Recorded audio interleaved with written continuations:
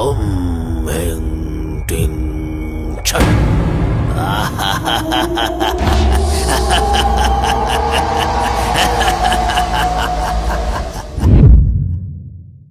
ঘন জঙ্গলের নিস্তব্ধতাকে ভঙ্গ করে দূরে কোথাও একদল শিয়াল চিৎকার করে উঠল, যেন কোনো দুষ্ট শক্তির আগমনের বার্তা দিচ্ছে। অমাবস্যার রাত জঙ্গলের পরিবেশকে আরো ভয়ঙ্কর করে তুলেছে। জঙ্গলের ভয়ঙ্কর রূপকে ভঙ্গ করে শুনতে পাওয়া গেল কোনো মানুষের দুর্লভ মন্ত্রোচ্চারণ। রক্ত পিশাচ স্বাহা।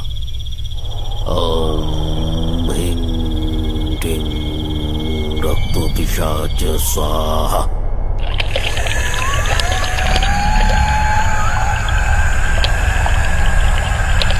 ওম হিং টিং ছট।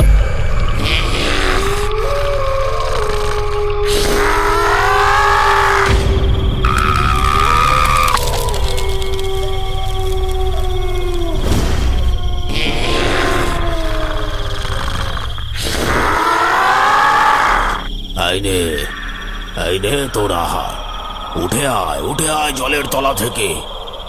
আমার কামনা বাসনা পূরণ কর, আমার প্রতিহিংসা পূরণে সাহায্য কর।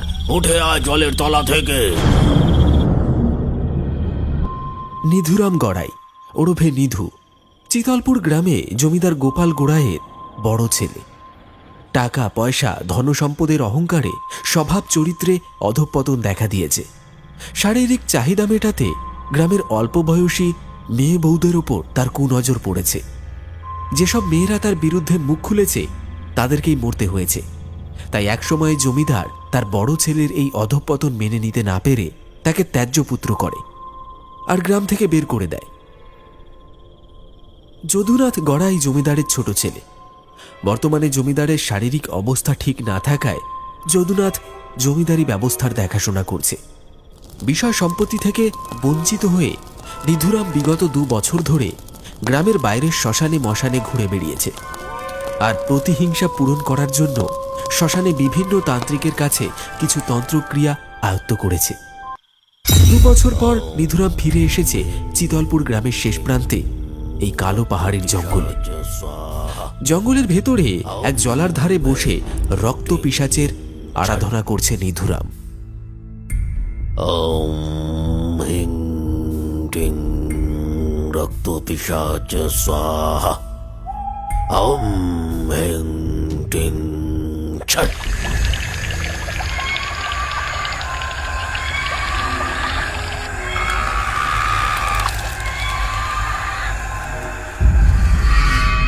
আইনে আইনে তোরা উঠে আয়, উঠে আয় জলের তলা থেকে। আমার কামনা বাসনা পূরণ কর, আমার প্রতিহিংসা পূরণে সাহায্য কর। উঠে আয় জলের তলা থেকে। নিধুর কথা শেষ হওয়া মাত্রই জলার মধ্যে শুরু হলো তোলপাড়। কেউ যেন জলের তলদেশ থেকে উঠে আসতে চাইছে। চারপাশ থেকে কালো ধোঁয়া জড়ো হচ্ছে জলের উপরে।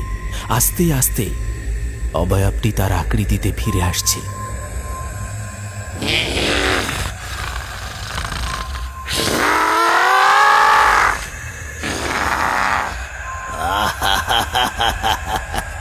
আমাকে ডাকলি কেন?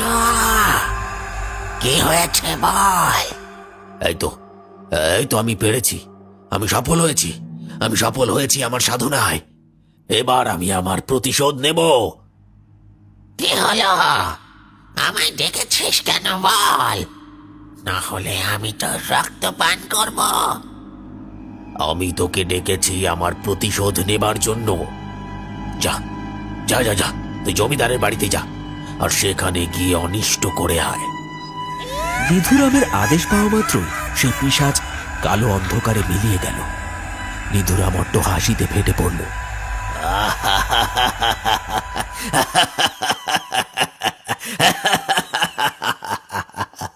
অমাবস্যার এই কালো অন্ধকারে সকলের অজান্তে জমিদার বাড়িতে পিশাচের কালো ছায়া নেমে এলো।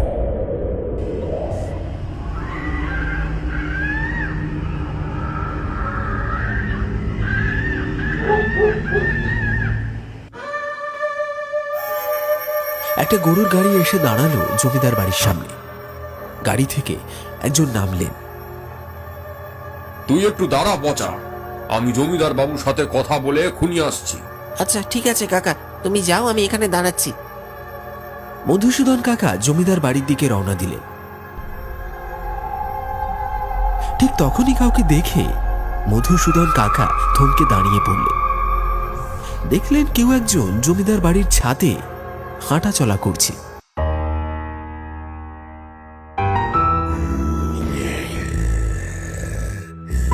এই কে রে, এত রাতে ছাদে কে? মধুসূদন কাকার গলা পাওয়া মাত্রই সেই মূর্তি থমকে দাঁড়িয়ে পড়ল।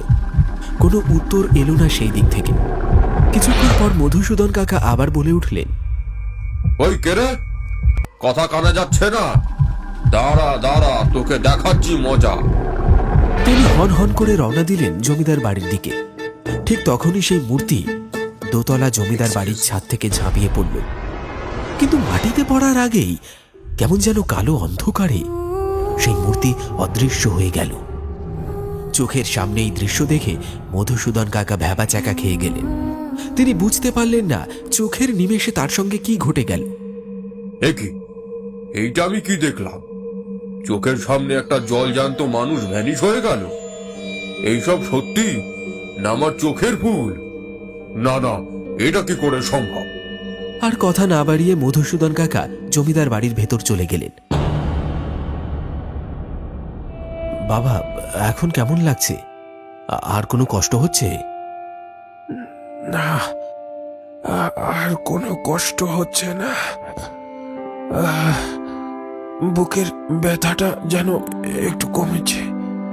আমি আমি মরার আগে আমার সমস্ত বিষয় সম্পত্তি আমি তোর নামে দিয়ে যেতে চাই। মধুসূদন এখনো আসছে না কেন? বাবা, সেসব পরে হবে। তুমি আগে সুস্থ হয়ে উঠো, তারপর না হয় ওইসব ব্যবস্থা করা যাবে। ঠিক এমন সময় মধুসূদন কাকা ঘরে প্রবেশ করলেন। কাকা এসেছেন? এই আপনাকে নিয়ে কথা হচ্ছিল। বাবা কিছু বলবেন আপনাকে। কি জমিদার বাবু, শরীর এখন কেমন আছে? এখন একটু ভালো আছি। বুকের ব্যথাটা একটু যেন কমেছে। বলছি, উকিলের কাছে গিয়েছিলেন? হ্যাঁ জমিদার বাবু, ওদিকে সব ব্যবস্থা ঠিক হয়ে গেছে। কালকে সকালে উকিল মশাই এলেই সব ঠিক হয়ে যাবে। বলছি যদুনাথ, তোমার সাথে আমার কিছু কথা আছে, একটু পাশে আসবে? হ্যাঁ কাকা, অবশ্যই। এমন সময় বাইরে থেকে ভেসে এলো একবার গরুর মর্মান্তিক চিৎকার। কি হলো কাকা? এই গরুগুলো এইভাবে চিৎকার করছে কেন? আমিও তো ঠিক কিছু বুঝতে পারছি না, চল তো দেখি। আচমকা গোয়াল ঘর থেকে গরুগুলো যেন মর্মান্তিক চিৎকার করতে শুরু করেছে। কোনো হিংস্র পশু যেন কামড়ে ছিঁড়ে গরুগুলোকে মারার চেষ্টা করছে। সেই চিৎকার শুনে যদুনাথ আর মধুসূদন কাকা ছুটে যায় গোয়াল ঘরের দিকে। গিয়ে যে দৃশ্য দেখল সেটা দেখার জন্য তারা মোটেও প্রস্তুত ছিল না। 5টা জার্সি গরু আর 3টে বাছুর মরে পড়ে আছে। সম্পূর্ণ গোয়াল ঘর রক্তে রক্তাক্ত হয়ে গেছে। এই দৃশ্য দেখে যদুনাথ আর মধুসূদন কাকার চোখ দিয়ে জল গড়িয়ে পড়ল। যদুনাথ কেঁদে কেঁদে বলল, এসব কি করে হয়ে গেল? কে কে এত বড় সর্বনাশ করলো? কে এত বড় সর্বনাশ করলো? ইতিমধ্যেই গরুদের মর্মান্তিক চিৎকার শুনে গ্রামবাসীরাও এসে উপস্থিত হয়েছে জমিদার বাড়ির গোয়ালঘরের সামনে। এই মর্মান্তিক দৃশ্য দেখে তারা নিজেদের মধ্যে কোলাহল তুলেছে। বাপরে বাপ, এতগুলো গরু একসাথে মরল কি করে? কি সাংঘাতিক ভাবে মেরেছে গো! ঠিকই বলেছ, এটা কোনো পিশাচের কাজ। হ্যাঁ হ্যাঁ, দেখছো না কেমন গলা থেকে রক্ত বের করে খেয়েছে? দাঁতের দাগ মনে হচ্ছে। গ্রামবাসীরা এই দৃশ্য দেখে নানান কথা বলে চলেছে। কেউ বলছে পিশাচের কাজ, কেউ বলছে কোনো হিংস্র জানোয়ার এসেছে হয়তো এই গ্রামে। ইতিমধ্যেই গ্রামবাসীরা ভয়ে সবাই যে যার বাড়ির দিকে রওনা দিতে শুরু করেছে।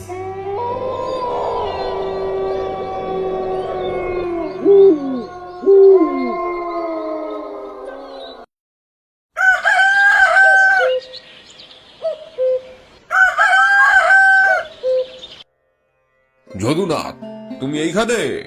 হ্যাঁ কাকা, বলো, কি করে যে এইসব হয়ে গেল কিছুই বুঝতে পারছি না।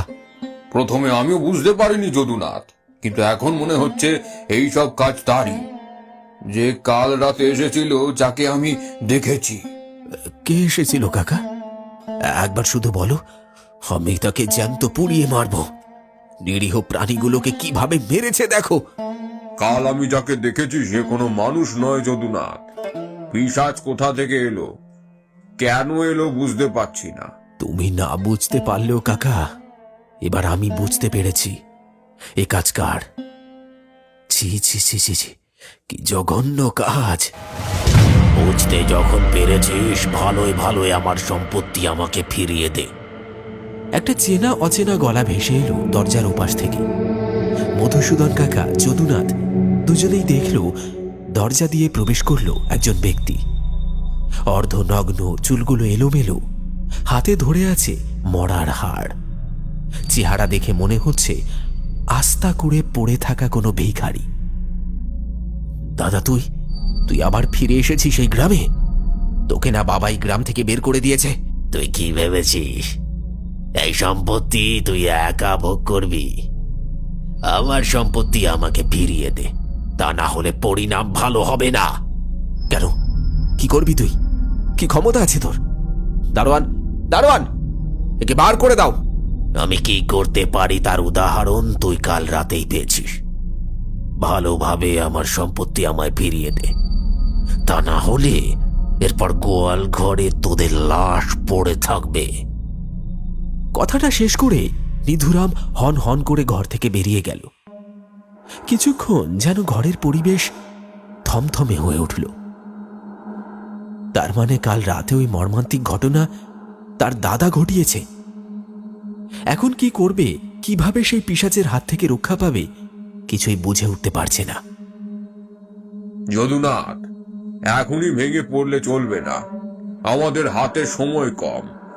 নিধুরাম আজকে রাতে আবার পিশাচ পাঠাবে, ওর পরবর্তী শিকার আমরা হব। চাই না, চাই না, চাই না আমার এত সম্পত্তি। আমার দাদার প্রাপ্য ওকে দিয়ে দেব। না যদুনাথ, এই ভুল তুমি করো না। তুমি কি ভেবেছ তোমার দাদা সম্পত্তি পেলে তোমাকে ছেড়ে দেবে আর এই গ্রামের উন্নতি হবে? পুরো গ্রাম ধ্বংস হয়ে যাবে ওর হাতে। গ্রামের কোনো মেয়েরা, বউয়েরা রক্ষা পাবে না ওর লালসার হাত থেকে। তুমি বলো কাকা, এখন তাহলে কি করব?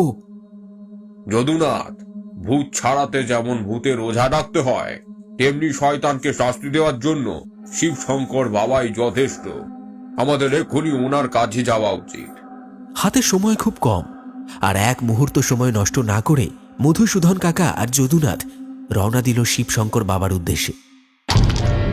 গ্রামের শেষ প্রান্তে বাঘ পোতা শ্মশানে থাকেন শিবশঙ্কর বাবা। শ্মশানের ছাই ভস্য মেখে মহাদেবের সাধনা করেন তিনি। অঘরি গোছের লোক। গ্রামের মানুষ কোনো সমস্যা নিয়ে গেলে তিনি তার সমাধান করে দেন। গ্রামের মানুষ যে যেমন দেয় তাতেই তার চলে যায়। তারা দুজনেই শ্মশানে এসে উপস্থিত হল। তারপর এগিয়ে গেল সাধু বাবার দিকে। আয় আয়, আমার কাছে আয়, তোদের জন্য অপেক্ষা করছি। বাবা, আপনি তো তাহলে সবই বুঝতে পেরেছেন, এবার যা করার আপনিই করুন। হাতে সময় খুব কম, সন্ধ্যা নামার আগে আমাদের জমিদার বাড়িতে পৌঁছতে হবে, তা না হলে আমার কিছুই করার থাকবে না। আর এক মুহূর্ত কথা না বাড়িয়ে শিবশঙ্কর বাবা, মধুসূদন কাকার যদুনাথ তিনজনেই রওনা দিল জমিদার বাড়ির উদ্দেশ্যে। ভাঙা ফুটে মাঠের রাস্তা দিয়ে এগিয়ে চলল গরুর গাড়ি। সন্ধ্যা নামার আগে তাদেরকে পৌঁছতে হবে জমিদার বাড়িতে। ছাড়বো না, কাউকে ছাড়বো না। আমাকে অপমান করে গ্রাম থেকে তাড়িয়েছিলি, আজ সেই অপমানের বদলা নেব। যা করার আজকেই করব। এবার আর গরু নয়, এবার সব ব্যাটার কাটা মুন্ডু গড়াগড়ি খাবে জমিদার বাড়িতে।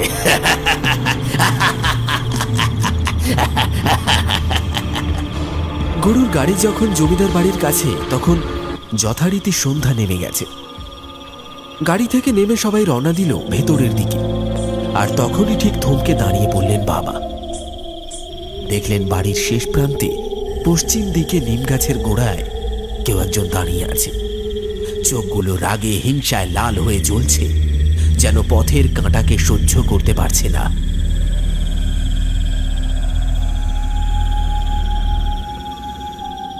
কি হলো বাবা, দাঁড়িয়ে পড়লেন? ভেতরে চলুন। সময় নষ্ট না করে সকলেই ঘরের ভেতরে প্রবেশ করল। সাধু বাবা একবার ঘরের চারপাশটা ঘুরে দেখলেন, তারপর সবার উদ্দেশ্যে বললেন, আজ এই বাড়ির ওপর কাল রাত্রি নেমেছে। ওকে আটকাতে না পারলে এই বাড়ির সবাইকে ও মেরে ফেলবে। নিধুরাম যা পাপ করেছে সেই পাপের শাস্তি পাওয়ার সময় এসে গেছে। কিভাবে রক্ষা পাবো বাবা এই পিশাচের হাত থেকে? আমি আর রক্ষা করার কে?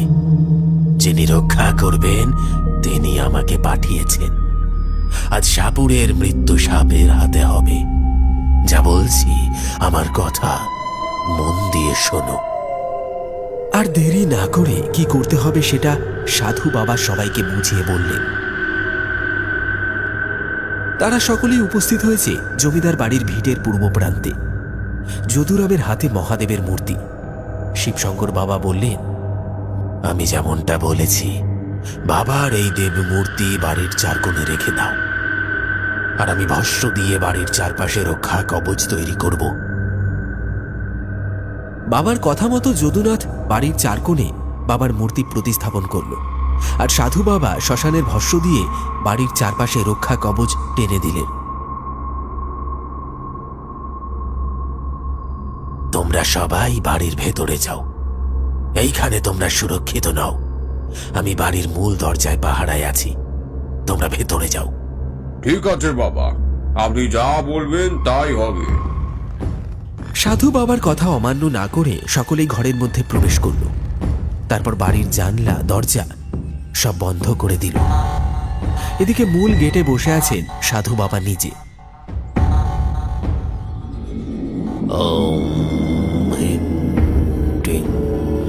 রক্ত পিশাচ স্বাহা। ওম হ্রিং টিং ছট।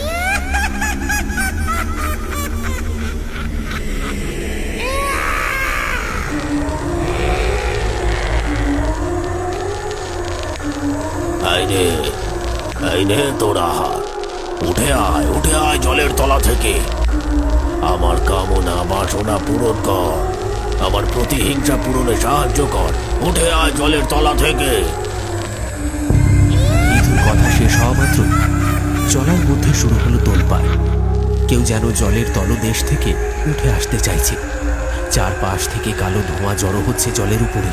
আস্তে আস্তে অবয়বটি তার আকৃতিতে ফিরে আসছে।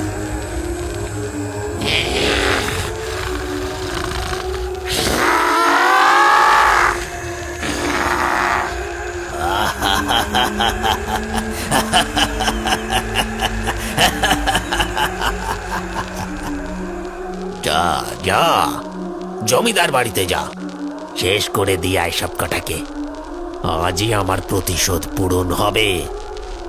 নিধুরামের আদেশ পাওয়া মাত্রই সেই পিশাচ কালো অন্ধকারে মিলিয়ে গেল। জমিদার বাড়ির মূল দরজার সামনে বসে সাধু বাবা কি যেন বিড়বিড় করে মন্ত্র বলে চলেছেন। রাত তখন 11টা কিংবা 12টা। আকাশে কালো মেঘ জড়ো হচ্ছে। কাল রাত্রি এসে উপস্থিত হয়েছে জমিদার বাড়ির মাথার উপরে। সাধু বাবা চোখ মেলে তাকালেন। ঠোঁটের কোণে মুচকি হাসি লেগে আছে তার। যেই না সেই পিশাচ জমিদার বাড়ির সীমানায় প্রবেশ করতে গেল, ঠিক তখনই সাধু বাবার ভস্ম দিয়ে টানা রক্ষা কবচ দাউ দাউ করে জ্বলে উঠল। বাধা পেয়ে সেই পিশাচ প্রবল গর্জন করতে শুরু করল।